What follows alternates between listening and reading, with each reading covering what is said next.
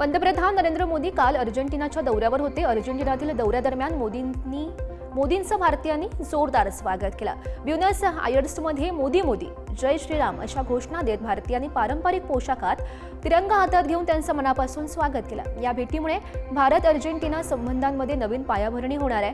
गेल्या 57 वर्षात कोणतेही भारतीय पंतप्रधान अर्जेंटिनामध्ये गेले नव्हते. त्यामुळे मोदींचा हा दौरा ऐतिहासिक मानला जातोय. मोदींनी अर्जेंटिनाचे राष्ट्राध्यक्ष माइली यांच्याशी विविध विषयांवर चर्चा सुद्धा केली. पंतप्रधान नरेंद्र मोदींनी अर्जेंटिनाच्या दौऱ्यादरम्यान ब्युनस आयर्स शहरातल्या प्रसिद्ध जनरल जोसे डी सॅन मार्टिन यांच्या स्मारकाला भेट दिली. सॅन मार्टिन यांनी अर्जेंटिना, चिली आणि पेरूला स्पॅनिश राजवटीपासून स्वातंत्र्य मिळवून देण्यासाठी मोठं योगदान दिलं होतं. मोदींनी त्यांच्या स्मारकाजवळ पुष्पचक्र अर्पण करून त्यांना आदरांजली वाहिली आहे. ही भेट भारत आणि अर्जेंटिनामधील मैत्री आणि आदराचं प्रतीक मानलं जात आहे. अशा नेत्यांना आदर देण्याची भारतीयांची ही परंपरा पुढे चालू ठेवत दोनही देशांमधील संबंध आणखी मजबूत होतील अशी अपेक्षा व्यक्त केली जाते. 4 जुलैला अमेरिकेचे अध्यक्ष डोनाल्ड ट्रम्प यांनी वन बिग ब्युटिफुल बिल नावाच्या कर आणि खर्च कमी करणाऱ्या विधेयकावर स्वाक्षरी केली. हे विधेयक फार कमी मतांनी मंजूर झालंय. त्यामुळे आता अमेरिकन नागरिकांना थोडा कमी टॅक्स भरावा लागणार आहे. मात्र या विधेयकावरून ट्रम्प आणि त्यांचे मित्र एलॉन मस्क यांच्यात जोरदार वाद घडलाय. हे विधेयक वेडसर असून भविष्यातील उद्योगांचं नुकसान करणार आहे असं मस्क यांनी म्हटलं. तर मस्कला सरकारकडून मिळणारी सबसिडी बंद झाली तर एलॉनला आफ्रिकेत परत जावं लागेल असं प्रत्युत्तर दिलेलं आहे डोनाल्ड ट्रम्प यांनी. अमेरिकेच्या स्वातंत्र्य दिनानिमित्त व्हाईट हाऊसमध्ये भव्य कार्यक्रम पार पडला, ज्यात अमेरिकेच्या ताकदीचं थरारक प्रदर्शन बघायला मिळालं. आकाशात B-2 stealth bombers, F-35, F-22 लढाऊ विमानांचं प्रदर्शन करण्यात आलं.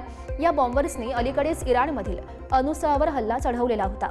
या मिशनमध्ये सहभागी वैमानिकांना खास सन्मानही देण्यात आला. राष्ट्राध्यक्ष ट्रम्प यांनी बिग ब्युटिफुल विधेयकावर स्वाक्षरी करत देशाच्या संरक्षण धोरणाला चालना सुद्धा दिली. संपूर्ण कार्यक्रमात देशभक्ती, सामरिक ताकद आणि अमेरिकेची जागतिक इशारा देण्याची तयारी सुद्धा स्पष्टपणे दिसून आली आहे. अमेरिकेच्या टेक्सासमधील हिल कंट्री भागात अचानक आलेल्या जोरदार पावसामुळे प्रचंड मोठा पूर आलाय. नद्यांना आलेल्या या पुरात अनेक घरं, दुकानं, मॉल्स पाण्याखाली गेलेत. या महापुरात तब्बल 24 जणांचा मृत्यू झालाय. तर समर कॅम्पमध्ये आलेल्या 20हून अधिक मुली बेपत्ता झाल्यात.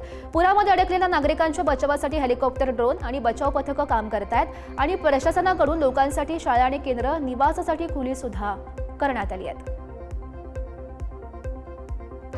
चीनचं दुसरं विमानवाहू जहाज शेंडोंग आता हाँगकाँगमध्ये आलं असून ते नागरिकांसाठी प्रदर्शनासाठी खुलं करण्यात आलंय.